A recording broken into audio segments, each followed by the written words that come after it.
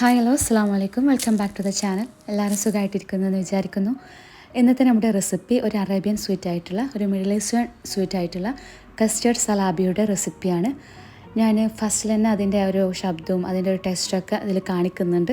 എങ്ങനെയാണ് ഒരു പെർഫെക്റ്റായിട്ട് വീട്ടിൽ നമുക്ക് ഈ ഒരു അറേബ്യൻ സ്വീറ്റ്സ് റെഡിയാക്കി എടുക്കാമെന്ന് കാണിച്ചു തരുന്നുണ്ട്. ഇതിൻ്റെ പുറംഭാഗം നല്ല ഗോൾഡൻ കളറും അതുപോലെ നല്ല ക്രിസ്പിയാണ്, ഉൾഭാഗത്ത് സോഫ്റ്റ് ആൻഡ് എയറി ടെക്സ്ചർ കേട്ടോ. ഈ ഒരു ഇത് നമുക്കിതെങ്ങനെ വീട്ടിൽ ചെയ്തെടുക്കാമെന്നാണ് കാണിക്കുന്നത്. അപ്പോൾ അത് ഒരു ബൗൾ എടുത്തിട്ടുണ്ട്. അതിലോട്ട് 1.5 കപ്പ് ഏകദേശം 300 ml ഇളം ചൂടുള്ള വെള്ളം എടുത്തിട്ടുണ്ട്. ഇതിലോട്ട് 1 ടേബിൾ സ്പൂൺ ഇൻസ്റ്റൻറ്റ് ഈസ്റ്റ് ചേർത്തിട്ടുണ്ട്, 1 ടേബിൾ സ്പൂൺ പഞ്ചസാര, അതുപോലെ തന്നെ 2 ടേബിൾ സ്പൂൺ കോൺഫ്ലവർ, പിന്നെ ചേർക്കുന്നത് ബേക്കിംഗ് പൗഡറാണ്, അതൊരു ടീസ്പൂൺ ബേക്കിംഗ് പൗഡർ, അതുപോലെ തന്നെ ആവശ്യത്തിന് ഉപ്പും ചേർത്തെടുക്കുന്നുണ്ട്, ഒരു 1/2 ടീസ്പൂൺ ഉപ്പും ചേർക്കുന്നുണ്ട്. നന്നായിട്ടൊന്ന് മിക്സ് ചെയ്യുക.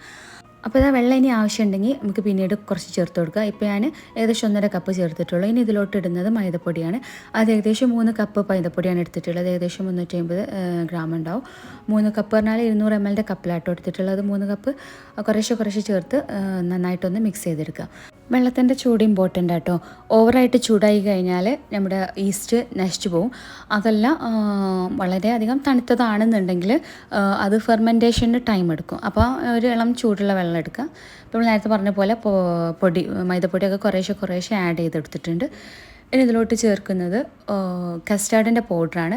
അത് 2 ടേബിൾ സ്പൂൺ കസ്റ്റാർഡിൻ്റെ പൗഡർ ചേർക്കുന്നുണ്ട്. ഇനി ഇതിലോട്ട് 1.5 ടേബിൾ സ്പൂൺ പാൽപ്പൊടിയും ആഡ് ചെയ്ത് കൊടുക്കുന്നുണ്ട്. അതും കൂടെ ചേർത്തിട്ട് നന്നായിട്ടൊന്ന് മിക്സ് ചെയ്യുക. വെള്ളം ഇനി നമുക്ക് ഈ ഒരു സമയത്ത് ഇനി ചേർത്ത് കൊടുക്കുക ആവശ്യമുണ്ടെന്നുണ്ടെങ്കിൽ. നമ്മൾ ഓൾറെഡി ചേർത്തത് 300 ml വെള്ളമാണ്, ഏകദേശം 1.5 കപ്പ്. അപ്പോൾ ഇച്ചിരിയും കൂടെ വെള്ളത്തിൻ്റെ ആവശ്യമുണ്ട്. ഇപ്പോൾ ഞാൻ ഏകദേശം 1/2 കപ്പ് എടുത്തിട്ടില്ല കേട്ടോ. 1/2 കപ്പ് ഇച്ചിരി കുറയും. ഏകദേശം ഒരു 20-30 ml നിങ്ങൾ ആഡ് ചെയ്ത് അനുസരിച്ച് നമുക്ക് ഐഡിയ കിട്ടും. അപ്പോൾ ഇതാ ഈ ഒരു ടെക്സ്ചറാണ് വേണ്ടത്. നന്നായിട്ട് മിക്സ് ചെയ്യുമ്പോൾ തന്നെ നമുക്ക് അറിയാൻ പറ്റും. വെള്ളം നന്നായിട്ടൊന്ന് മിക്സ് ചെയ്ത് കഴിയുമ്പോൾ ഇതാ ഈ ഒരു ടെക്സ്ചറിലാണ് നമുക്കിത് വേണ്ടത് കേട്ടോ. അപ്പോൾ അതിനനുസരിച്ച് വെള്ളം ചേർത്ത് കൊടുക്കുക. വെള്ളം മിക്സ് ചെയ്ത് നോക്കിയിട്ട് ചേർത്ത് കൊടുത്താൽ മതി കേട്ടോ. ആദ്യം നമ്മൾ പറഞ്ഞ പോലെ 1.5 കപ്പ് ചേർത്ത് കൊടുക്കുക. പിന്നെ വേണമെന്നുണ്ടെങ്കിൽ ടേബിൾ സ്പൂൺ വെച്ചിട്ട് ചേർത്ത് കൊടുത്താൽ മതി. ഒന്നായിട്ട് ഒഴിക്കണ്ട. ടേബിൾ സ്പൂൺ വെച്ചിട്ട് 1-2 ടേബിൾ സ്പൂൺ ആവശ്യാനുസരണം നോക്കിയിട്ട് വേണമെങ്കിൽ ചേർത്ത് കൊടുക്കുക കേട്ടോ. അപ്പോൾ വെള്ളത്തിൻ്റെ അളവൊക്കെ ഇമ്പോർട്ടൻ്റ് ആണ്. കൂടുതലായിട്ട് റണ്ണിയായിട്ട് പോകാൻ പാടില്ല നമ്മളുടെ മാവ്, എന്നാൽ ഭയങ്കരമായിട്ട് ഡ്രൈ ആകാനും പാടില്ല. അപ്പോൾ ഇതാ അതിനുശേഷം നന്നായിട്ട് കൈകൊണ്ട് ഇങ്ങനെ നന്നായിട്ട് മിക്സ് ചെയ്ത് കൊടുക്കുക കേട്ടോ. അതൊരു ഇമ്പോർട്ടൻ്റ് ആണ്. നമ്മൾ മാവ് എടുത്ത് ഇങ്ങനെ മുകളിലോട്ട് ആകുന്ന സമയത്ത് റബ്ബർ പോലെ ഇങ്ങനെ വലിയുന്ന പോലെ ആകണം. അതെല്ലാം ഒരു എന്താ പറയുക, ഒരു സ്ട്രെച്ച് ആയിട്ട് കിട്ടണം കേട്ടോ. അതാണ് അതിൻ്റെ ഒരു കറക്റ്റ് കൺസിസ്റ്റൻസി എന്ന് പറയുന്നത്. കയ്യിൽ ഇത് അങ്ങനെ എടുക്കുമ്പോൾ ഇതുപോലെ കിട്ടണം. അപ്പോൾ ഇത് ഫെർമെൻറ്റേഷന് വേണ്ടി വെക്കുക. ഏകദേശം ഞാനൊരു 3/4 മണിക്കൂർ മുക്കാൽ വെച്ചിട്ടുണ്ടാവുള്ളൂ. അപ്പോൾ അത് ഡബിൾ സൈസ് ആകുന്നവരെ വെക്കുക കേട്ടോ. ഈ ഒരു സമയം കൊണ്ട് നമുക്ക് ഷുഗർ സിറപ്പ് റെഡിയാക്കി എടുക്കാം. അപ്പോൾ നമ്മൾ ഡോ ഉണ്ടാക്കുന്നതിന് മുൻപ് വേണം ഈ ഷുഗർ സിറപ്പ് റെഡിയാക്കി എടുക്കാൻ. ഞാനതൊക്കെ വിട്ടുപോയി. അപ്പോൾ ഞാനിവിടെ എടുത്തിട്ടുള്ളത് 2 കപ്പ് പഞ്ചസാര, അതുപോലെ തന്നെ 1.5 കപ്പ് വെള്ളമാണ്. പിന്നെ അതിലോട്ട് ചെറുനാരങ്ങയുടെ നീരും ചേർക്കാനുണ്ട്. അതൊരു ചെറുനാരങ്ങയുടെ പകുതി ജ്യൂസ് ചേർത്ത് കൊടുക്കുക കേട്ടോ. അപ്പോൾ എൻ്റെ കയ്യിൽ ലെമൺ ജ്യൂസ് ഇല്ലാത്തതുകൊണ്ട് ഞാൻ ചേർത്തിട്ടില്ല കേട്ടോ. അത് ഉണ്ടാക്കാൻ നോക്കുന്ന സമയത്താണ് ലെമണൊക്കെ തരുന്നത്. അപ്പോൾ സംഭവം കഴിഞ്ഞിട്ടുണ്ട്.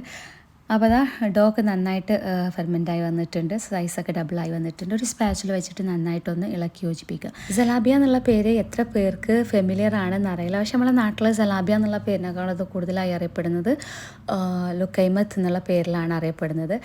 ലുക്കൈമത്ത് എന്നുള്ളത് കേട്ടിട്ടുണ്ടാവും. അപ്പോൾ അതാ ഇതിൽ ഇൻട്രസ്റ്റിംഗ് ആയിട്ടുള്ള ഒരു സ്റ്റോറിയും കൂടി ഉണ്ട്. ഈ പേരിൻ്റെ പിന്നിൽ, ലുക്കൈമത്ത് എന്നുള്ള പേരിൻ്റെ പിന്നിൽ സ്റ്റോറി നമുക്ക് ലാസ്റ്റിൽ പറയാം. പിന്നെ ഇതാ ഇതിങ്ങനെ ഇനിയിപ്പോൾ ഞാൻ 2 തരത്തിലത് ചെയ്യുന്നുണ്ട്. സ്പൂണായിട്ട് ചെയ്യുകയാണെന്നുണ്ടെങ്കിൽ ഓയിലിൽ ഇങ്ങനെ മുക്കിയിട്ട് ജസ്റ്റ് ഇതുപോലെ ആക്കട്ടോ. ഓയിലെടുക്ക് മുക്കുക, എന്നാൽ ഈസി ആയിട്ട് ഓയിൽ വന്ന് സ്പൂണിൽ നിന്ന് വീണിട്ട് പോരും. ഇത് പല പേരിലാട്ടോ ഇത് അറിയപ്പെടുന്നത്. ഇവിടെ നമ്മൾ ഷോപ്പിലൊക്കെ പോയി കഴിഞ്ഞാൽ അവമ്മ എന്നുള്ള പേരിൽ, അല്ലെങ്കിൽ മിഡിൽ ഈസ്റ്റിൽ ഇത് ലുക്കമത്തുൽ ഖാലി എന്നുള്ള പേരിലൊക്കെയാണ് അറിയുന്നത് കേട്ടോ. ഓരോ സ്ഥലത്തും ഓരോന്നാണ്. ഈജിപ്തിൽ സലാബിയ എന്നുള്ള പേരിൽ ഇത് വരുന്നുണ്ട്. അതുപോലെ തന്നെ ടർക്കിഷ് നെയിമായ ലൊക്കുമ, അങ്ങനെ അത് പല പേരിലാണ് അറിയപ്പെടുന്നത്. ഒരുപാട് പഴയ റെസിപ്പിയാണ്. എവിടെ നിന്നാണ് ശരിക്കും ഇതിൻ്റെ ഒറിജിൻ എന്ന് അറിയില്ല. ആഫ്രിക്കയിൽ നിന്നാണെന്നും പറയുന്നുണ്ട്, ഗ്രീസിൽ നിന്നാണെന്നും പറയുന്നുണ്ട്. ഏതായാലും നല്ലൊരു എന്താ പറയുക സ്വീറ്റ്സ് റെസിപ്പിയാണിത്. അപ്പോൾ അത് നമ്മൾ ഇതുപോലെ ഇട്ടിട്ടുണ്ട്. ഞാൻ സ്പൂണിൽ വെച്ചിട്ടും ചെയ്യുന്നുണ്ട്. അപ്പോൾ അത് ഈ ഒരു സ്റ്റേജിൽ തന്നെ നമുക്കിത് കോരിയെടുക്കണം. മുകൾ ഭാഗം ജസ്റ്റ് ഒന്ന് ഫ്രൈ ആയി വരുന്ന സമയത്ത് ഈ ഒരു വൈറ്റ് ആയി കളറൊന്ന് ചേഞ്ച് ആകുന്നതിന് മുന്നേ, ഗോൾഡൻ കളറിലോട്ട് മാറുന്നതിന് മുൻപ് തന്നെ എണ്ണയിൽ നിന്ന് കോരിയെടുക്കുക കേട്ടോ. ഇപ്പോൾ ഇതാ ചെയ്യുന്നത് പൈപ്പിംഗ് ബാഗ് വെച്ചിട്ടാണ്. ഞാൻ നിങ്ങൾക്ക് കംഫർട്ട് ഏതാ വെച്ചാൽ അതുകൊണ്ട് ചെയ്യാം. പൈപ്പിംഗ് ബാഗ് ആകുമ്പോൾ കുറച്ചും കൂടി എളുപ്പമാണ്. കൈ ഇങ്ങനെ ഇടയ്ക്ക് കഴുകാനും പിടിക്കാനൊന്നും പോകണ്ട. കയ്യിൽ പൈപ്പിംഗ് ബാഗ് ഉണ്ടെന്നുണ്ടെങ്കിൽ നമ്മൾ പാസ്ട്രി ബാഗ് ഉണ്ടെന്നുണ്ടെങ്കിൽ അത് വെച്ച് ചെയ്യാം. ഇപ്പോൾ ഈ പാസ്ട്രി ബാഗ് തന്നെ വേണമെന്നില്ല കേട്ടോ. നോർമലി എന്തെങ്കിലും നല്ല സ്റ്റോറേജ് കവറൊക്കെ ഉണ്ടല്ലേ നമ്മൾ ഫ്രിഡ്ജിലൊക്കെ വെക്കുന്ന, അതിലെടുത്തിട്ട് സൈഡിൽ ബാക്കിൽ ഒന്ന് ചെറുതായിട്ട് കട്ട് ചെയ്താലും മതി. നമ്മുടെ സൗകര്യത്തിനനുസരിച്ച് ചെയ്യാം. വൃത്തിയുള്ള കവറാവണമെന്നുള്ളൂ. അപ്പോൾ അതെല്ലാം അതുപോലെ കോരി എടുക്കുന്നുണ്ട്. ഈ ഒരു സ്റ്റേജിൽ തന്നെ അത് കോരി വെക്കുന്നുണ്ട്. അപ്പോൾ നിങ്ങളുടെ സൗകര്യത്തിനനുസരിച്ച് നിങ്ങൾക്ക് സ്പൂണോ അല്ലെങ്കിൽ ഇതുപോലത്തെ ബാഗ് വെച്ചിട്ടോ ചെയ്യാം കേട്ടോ. അപ്പോൾ ഇടയ്ക്കിടയ്ക്ക് സ്പൂണാണെന്നുണ്ടെങ്കിലും നമ്മൾ ഇതുപോലെ കത്രിക വെച്ചിട്ടാണ് കത്രിക വെച്ചിട്ടാണ് ഇത് ചെയ്യുന്നുണ്ടെങ്കിലും ഇടയ്ക്കിടയ്ക്ക് എണ്ണയിൽ നിങ്ങൾ കാണുന്നുണ്ടോയെന്ന് അറിയില്ല, ഞാൻ ഇടയ്ക്കിടയ്ക്ക് എണ്ണയിൽ ഡിപ്പ് ചെയ്യുന്നുണ്ട്. ഒരു 1-2 കട്ട് ചെയ്തതിന് ശേഷം ഇടയ്ക്ക് ഡിപ്പ് ചെയ്യുന്നുണ്ട്, അല്ലെങ്കിൽ കത്രിക ഓയിലിൽ ഡിപ്പ് ചെയ്യുന്നുണ്ട് കേട്ടോ. സ്പൂണാണെന്നുണ്ടെങ്കിലും ഇടയ്ക്കിടയ്ക്ക് ഓയിലിൽ 1-2 കട്ട് ചെയ്തിട്ടതിന് ശേഷം നമ്മൾ ജസ്റ്റ് എണ്ണ ആക്കിക്കൊണ്ടിരിക്കുക. നന്നായിട്ടൊന്ന് ഇളക്കിയതിന് ശേഷം അപ്പോൾ തന്നെ കോരിയെടുക്കുക കേട്ടോ. ഓവറായിട്ട് ഗോൾഡൻ കളറിലോട്ട് മാറാനുള്ള സമയം കൊടുക്കരുത്. അപ്പോൾ എല്ലാതും അതുപോലെ ചെയ്തെടുക്കാം. പിന്നെ പറയാൻ വിട്ടുപോയി, ഓയിലിൻ്റെ ഹീറ്റ് എന്ന് പറയുന്നത് ഒരു മീഡിയം ഹീറ്റിൽ വേണം ഈ ഒരു ഫസ്റ്റ് സ്റ്റേജ് ചെയ്തെടുക്കാൻ കേട്ടോ. ഓവറായിട്ട് ചൂടാനും പാടില്ല, എന്നാൽ കുറയാനും പാടില്ല. അപ്പോൾ അത് അങ്ങനെ എല്ലാതും ചെയ്തെടുക്കുക. അപ്പോൾ നമ്മൾ സിറപ്പ് നേരത്തെ റെഡിയാക്കി വെക്കണം കേട്ടോ. നമ്മൾ ഡോ ഉണ്ടാക്കുന്നതിന് മുന്നേ തന്നെ, ഡോ പ്രിപ്പയർ ചെയ്യുന്നതിന് മുന്നേ തന്നെ സിറപ്പ് റെഡിയാക്കി വെക്കുന്നതാണ് നല്ലത്. സിറപ്പ് കംപ്ലീറ്റ്ലി കൂളാവണം. എന്നിട്ടപ്പോൾ സിറപ്പ് നേരത്തെ തന്നെ റെഡിയാക്കി വെക്കാം കേട്ടോ. പിന്നെ സിറപ്പ് തന്നെ ഞാൻ അതിൽ കാണിക്കുന്നില്ല എങ്ങനെ ഉണ്ടാക്കുന്നത് എന്നുള്ളത്. സിറപ്പ് ഉണ്ടാക്കുന്നത് കാണിച്ചിട്ടില്ല. ജസ്റ്റ് ഒന്ന് പഞ്ചസാരയും വെള്ളവും നന്നായിട്ടൊന്ന് തിളച്ചതിന് ശേഷം പിന്നീട് സിമ്മിൽ കിടന്നിട്ട് ഒരു 10-15 മിനിറ്റ് സമയം വെക്കുക കേട്ടോ. അപ്പോൾ അത് നമ്മൾ നേരത്തെ ഫ്രൈ ചെയ്ത് വെച്ചില്ലേ ആദ്യത്തെ ബാച്ച്, ആദ്യം പൊരിച്ച് വെച്ചിട്ടുള്ള ബാച്ച് ഉണ്ടല്ലോ, അതാണ് ഇട്ട് കൊടുത്തിട്ട് നിൽക്കാണ്ട് ഇളക്കിക്കൊണ്ടിരിക്കണം. എല്ലാ ഭാഗവും ഒരുപോലെ കുക്കായി കിട്ടാൻ വേണ്ടിയിട്ടാണ്, കളറ് കിട്ടാൻ വേണ്ടിയിട്ടാണ് ഇതുപോലെ ഇളക്കിക്കൊണ്ടിരിക്കുക കേട്ടോ. അപ്പോൾ നന്നായിട്ടൊന്ന് കളറ് ചേഞ്ച് ആയതിനു ശേഷം നമുക്കത് കോരിയിട്ട് സിറപ്പിലോട്ടിടാം. അപ്പോൾ സിറപ്പ് എന്തായാലും ആ സമയത്ത് ആകുമ്പോഴേക്കും സിറപ്പ് നന്നായിട്ട് തണുത്തിരിക്കണം കേട്ടോ. നമ്മളിവിടെ ഡബിൾ ഫ്രൈയിങ് ആണ് ചെയ്യുന്നത്. നമ്മൾ ആദ്യം ജസ്റ്റ് ഒന്ന് ഫ്രൈ ചെയ്തെടുത്തു, അതിൻ്റെ ഹീറ്റ് ഞാൻ പറഞ്ഞതാണ്. അപ്പോൾ രണ്ടാമത് വീണ്ടും ചെയ്തെടുക്കുക. അത് കംപ്ലീറ്റ്ലി തണുത്തതിന് ശേഷമാണ് രണ്ടാമത് വീണ്ടും ഇടുന്നത്. ഇങ്ങനെ ചെയ്യുന്ന സമയത്ത് പുറംഭാഗം നല്ല ക്രിസ്പി ആയിരിക്കും, ഉൾഭാഗത്ത് നല്ല സോഫ്റ്റും ഒരു ഹോളായിട്ടുള്ള ഒരു ടെക്സ്ചറാണ്, നമുക്ക് എയർ ആയിട്ടുള്ള ടെക്സ്ചറാണ് നമുക്ക് കിട്ടുന്നത്. ഞാൻ കാണിച്ചു തന്നിട്ടുണ്ട്, വീഡിയോയിൽ കറക്റ്റായിട്ട് കാണിച്ചു തന്നിട്ടുണ്ട്. അപ്പോൾ എല്ലാം അതുപോലെ തന്നെ ഫ്രൈ ചെയ്തെടുക്കുക കേട്ടോ. ഫ്രൈ ചെയ്തിട്ട് ഷുഗർ സിറപ്പിലോട്ട് ഇട്ട് കൊടുക്കുക. ഇതുണ്ടല്ലോ, സിറപ്പ് അല്ലാണ്ട് ചോക്ലേറ്റ് സോസ് ഒഴിച്ചിട്ട് കഴിക്കാറുണ്ട്. അതുപോലെ തന്നെ പഞ്ചസാര പൊടിച്ചത് വെച്ചിട്ടൊക്കെ കഴിക്കാറുണ്ട്. അപ്പോൾ നിങ്ങളുടെ ഇഷ്ടത്തിനനുസരിച്ച് ഇത് സെർവ് ചെയ്യാം. ട്രഡീഷണലി ഇത് ഷുഗർ സിറപ്പിലാണ് ചെയ്തെടുക്കാറുള്ളത്. അപ്പോൾ എല്ലാം അതുപോലെ തന്നെ ഫ്രൈ ചെയ്ത് കോരിയെടുക്കുക.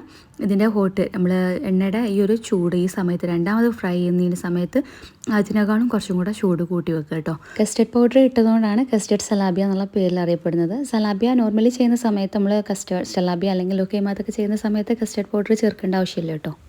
ബാഗിൽ വെച്ച് കട്ട് ചെയ്തിട്ടാണെന്നുണ്ടെങ്കിൽ കുറച്ചും കൂടെ എണ്ണയുടെ തൊട്ട് മുകളിലായിട്ട് പിടിക്കും കേട്ടോ. അപ്പോൾ ഇനി നമുക്ക് ഇതിൻ്റെ സ്റ്റോറി പറയാം. സ്റ്റോറി കേൾക്കാൻ താല്പര്യമുള്ളവർ മാത്രം ജസ്റ്റ് കേട്ടാൽ മതി. ക്രിഞ്ച് അടിക്കുമെന്ന് അറിയില്ല, എങ്കിലും പറയാണ്. ഇതുണ്ടല്ലോ, ഇറാഖിലാണ് ഈ ഒരു സ്റ്റോറി നടക്കുന്നത്. ലുക്കൈമാത്ത് എന്നുള്ള പേര് എങ്ങനെ വന്നു എന്നാണ് പറയുന്നത്. ഇതൊരു ഹിസ്റ്റോറിക്കൽ സ്റ്റോറി ഒന്നല്ല, ഇത് സത്യമാണോന്നൊന്നും അറിയില്ല. ജസ്റ്റ് ഒരു ഗൂഗിളിലൊരു സൈറ്റിൽ നിന്ന് കിട്ടിയതാണ്. ജസ്റ്റ് നിങ്ങളോട് ഷെയർ ചെയ്യാമെന്ന് വിചാരിച്ചു, അത്ര തന്നെ. അപ്പോൾ ഒന്നുമല്ല, ഇറാഖിലെ ഒരുപാട് കാലങ്ങൾക്ക് മുൻപ് ഇറാഖിലൊരു പെൺകുട്ടി ഉണ്ടായിരുന്നു. ഈ കുട്ടി ഉണ്ടല്ലോ, ലുക്ക എന്ന് പറയുന്ന ഒരു ചെറുപ്പക്കാരനായിട്ട് പ്രണയത്തിലായിരുന്നു. അങ്ങനെ അവരങ്ങനെ മുന്നോട്ട് പോകുന്ന സമയത്ത് ഒരു ദിവസം അവൾ ഈ ഒരു സ്വീറ്റ് ഉണ്ടാക്കിക്കൊണ്ടിരിക്കുന്ന സമയത്താണ് അവൾ കേൾക്കുന്നത് ലുക്കയെ മരിച്ചു എന്നുള്ളത്. ആ ഒരു ഷോക്കിൽ ഇങ്ങനെ നിൽക്കുന്ന സമയത്താണ് അവളുടെ ഫാദർ അതിലൂടെ പാസ് ചെയ്ത് പോയത്. അയാൾ ചോദിച്ച് എന്താണ് ഉണ്ടാക്കുന്നതെന്ന്. അപ്പോൾ അവൾ പറഞ്ഞു, ആ ഒരു ഷോക്കിൽ ലുക്കയെ മാത്ത് എന്ന് പറഞ്ഞു. മാത്ത് എന്നുള്ള അറബിക് വേർഡിൻ്റെ മീനിങ് ഡെഡ് എന്നാണ്. അവൾ ആ ഒരു ഷോക്കിൽ ലുക്കൈ മരിച്ചു എന്നാണ് പറഞ്ഞത്. പക്ഷേ അതിന് ശേഷം ഈ ഒരു റെസിപ്പിക്ക് ഇങ്ങനെ ഒരു ലുക്കൈ മാത്ത് എന്നുള്ള പേര് വന്നു എന്നാണ് കേൾക്കുന്നത്. ഇതൊക്കെ ഒരു സ്റ്റോറിയാണ്, എത്രത്തോളം സത്യം ഉണ്ടെന്നൊന്നും അറിയില്ല. എനിവേ ഇത് നല്ലൊരു സ്വീറ്റിൻ്റെ റെസിപ്പിയാണ്. ഏത് ഫംഗ്ഷനൊക്കെ ഉണ്ടാക്കാൻ പറ്റിയിട്ടുള്ള, പാർട്ടിയിലൊക്കെ ഉണ്ടാക്കാൻ പറ്റിയിട്ടുള്ള നല്ലൊരു അടിപൊളി റെസിപ്പിയാണ്. റെസിപ്പി ഇഷ്ടമായെന്ന് വിചാരിക്കുന്നു. പുതിയ വെറൈറ്റി ആയിട്ടുള്ള റെസിപ്പി ആയിട്ട് വീണ്ടും കാണാം. ആദ്യമായിട്ട് കാണുന്നവരാണെന്നുണ്ടെങ്കിൽ ചാനലൊക്കെ ഒന്ന് പോയി നോക്കുക. ഞാൻ ചെയ്തിട്ടുള്ള റെസിപ്പീസൊക്കെ നിങ്ങൾക്ക് ഇഷ്ടമാവുന്നുണ്ടെന്നുണ്ടെങ്കിൽ ഒന്ന് സപ്പോർട്ട് ചെയ്യുക. ഇൻഷാ അല്ലാഹ് വീണ്ടും നല്ല അടിപൊളി റെസിപ്പി ആയിട്ട് വീണ്ടും കാണാം. ബൈ.